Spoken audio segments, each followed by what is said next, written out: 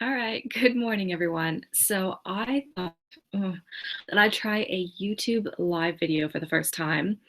I'm really not sure about this. I'm not used to live video. It's taken me a long enough just getting used to a camera in my face. Uh, but the thing is, at least when you film yourself previously, you can edit out your ums, the fact that I say so, that's how I start all my sentences. Or if there's just something really dumb I say, I don't stress because I know I can edit it out. So this is raw footage. And yeah, it's maybe my first one, it may be my last one. That's right. Anyways, so I have been filming recently. We've got Hobbit Day coming up next month, so I've been doing some stuff for that. We've got Halloween the month after that, and then I'm even getting my head around Christmas. I mean, it's only August, but still, December comes up so fast. But when I've been doing filming, editing takes so much time. For every 2 minutes of video that you see, it probably takes an hour for me to edit, which, look, I love editing, so that's not a problem. But there was also stuff I wanted to kind of chat about, and I just don't have enough time in the day to edit everything and to show all you guys. So what I thought is I would do a live video. And today I was going to have a little chat about cookbooks. So some of you guys last year, I think, asked me to kind of show what cookbooks I have on my shelf and whatever. And I never really got around to doing that. Um, blogging, you don't really know where you're starting. It's sort of gee, it seems like a good idea, and you jump in there. And especially like with literature, you can go in any angle. I mean, if you're following Wonka stuff, suddenly you go in candy making. Are you doing cooking? Are you doing baking? Are you choosing different cuisines? You can't know everything. So look, the best thing you can do is start by collecting cookbooks, and it kind of helps guide you and teach you along the way. So I am a big believer in vintage cookbooks, especially with literature, especially things like Jane Austen, Charles Dickens, and most recently, Harry Potter. So British cookbooks is something that I have sort of been collecting quite a bit of over the last few years. And I thought that if you were throwing a Harry Potter party, or whether you're a blogger and you're wanting to get your head around British recipes, I would kind of run through some of my top books that I have on my shelf, as well as there's sort of just like a scattering of books around me at the moment. Yeah. Anyways, one of the reasons as well for vintage is it allows you to interpret one of the original recipes as well. So I don't really have any modern cookbooks on my shelf. I have one or two.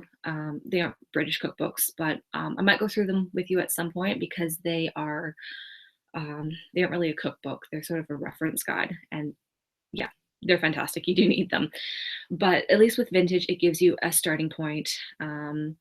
And if you're getting a modern cookbook, sometimes they have their own interpretation of it.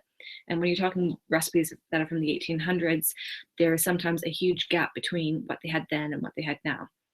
So, all right, I'm just going to get into this. The first book, and I'm starting with my best actually, no, I'm not sure what I'm doing here. Let's just start with my best one that I love. So this is Jane Grigson's English Food. So Jane Grigson was an English food writer. This one, I can't say I've used any of my books heavily. That is one of the problems, is there is no one key cookbook to have. Mostly because you kind of get bits and pieces here, bits and pieces there, and suddenly you kind of pull them together.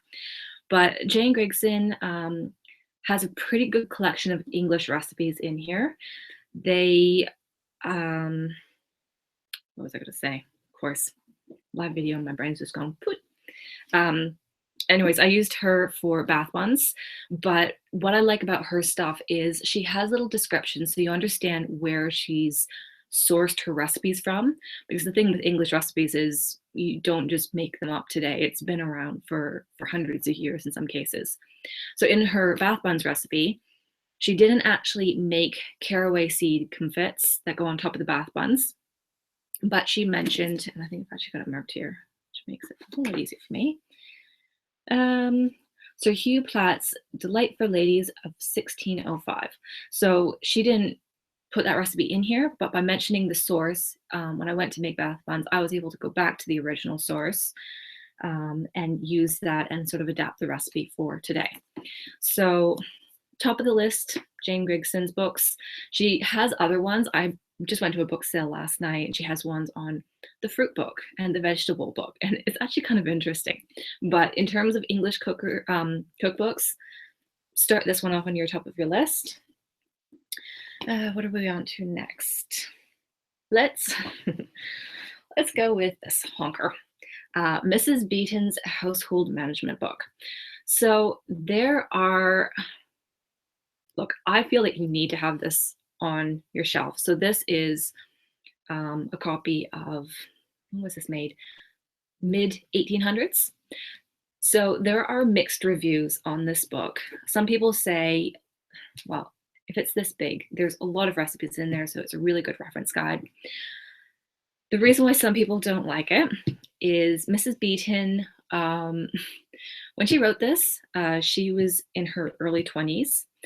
She actually wasn't a cook. In fact, there, what was it? It was in the British Library on their website. I was reading an article, and she said that she didn't even necessarily enjoy cooking. There was no proof that she was even good at it. So the question comes down to, well, where did she get the recipes from? She seemed to get them from, she just copied them, basically. It was a compilation of recipes from the 1600s, 1700s, but also recipes written while she was alive as well, from other cookbook authors.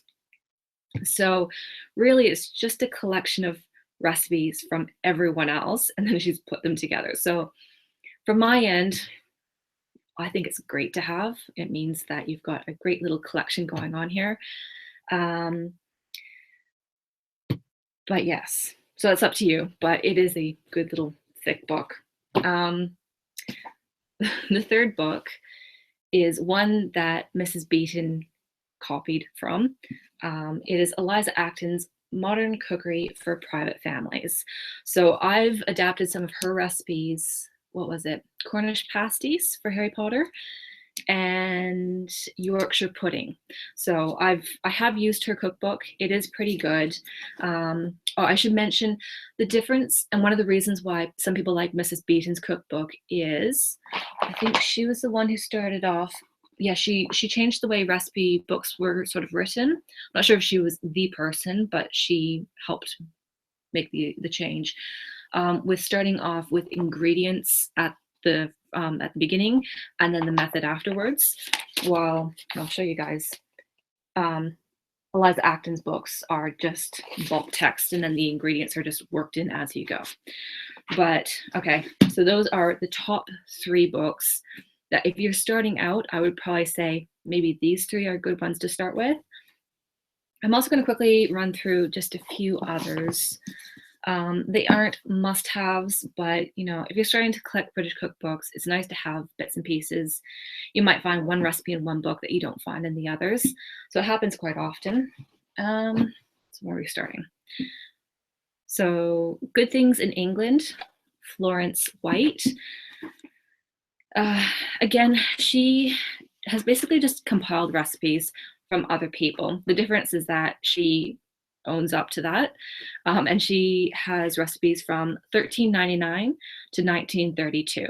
So you've got plenty to choose from, and she does say who the source is and where in the UK it's come from. So for example, what do we have? I love some of the names. Singing Hinny, that's the name of a recipe. Anyways, it came from Miss Bright in Northern County School of Cookery from 1929. So it gives you some context of where in the country it was coming from, what year, and so on. So yeah, we're going to quickly just squiz through a few of these. That's another good one to look out for. Obviously, you aren't going to find books that are from like the 1600s, but they are copying books. So sorry, I was saying copying books, but how do you pronounce it? Is it facsimile? But it's, yeah, I'll show you how it looks. It looks exactly as what the book would have been, but nice and new. So The Accomplished Cook is one from 1660 to 1685 by the looks of it. one I haven't used yet, but it's got some pretty old recipes in here. And this is the thing about the internet is not everything's on here yet. Sometimes you really do need to go back to your old books to find original recipes. Otherwise, they do just sort of disappear. What else do we have? The Art of Cookery, Made Plain and Easy. Another name that I've come across, so I've picked up was, what do we have? The Constance Spry Cookery book. It's another big honker. Again, I haven't cooked from all of these yet, but when I was looking for recipes, I've kind of looked across forums and different websites, and I have kind of ideas of what other people recommend as well. So that's what some of these people recommend is the Constance Spry cookbook.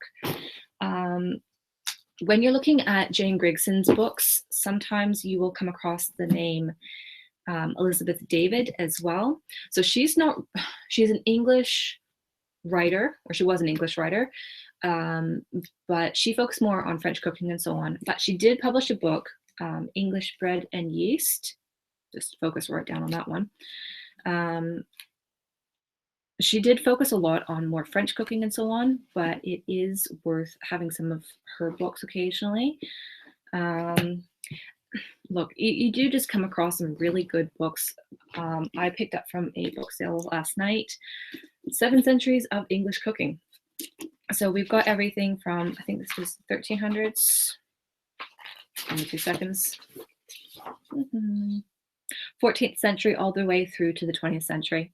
So as I've said, you might find 1 or 2 recipes from like a few hundred years ago that you might not be able to find online or in other books, but you just find it in some random book that you find in a book sale. Yeah. Okay, that's sort of it for today. I just thought I'd kind of quickly wrap up. So if you weren't here at the beginning or if you're watching it later or whatever. Top books, Jane Grigson, The English Food, Eliza Acton, Modern Cookery for Private Families, and Mrs. Beeton's Household, it's a big book, Household Management. So I'd start with those 3, and then, as you collect, there's some other really good English books. But yes, if you're doing Harry Potter cookbooks or recipes, this is sort of a good place to start. Anyways, so there we go. I've done my live video. I'm gonna go get back into the kitchen, and I've got Hobbit recipes coming up in the next few weeks. So I'll see you guys later. Bye.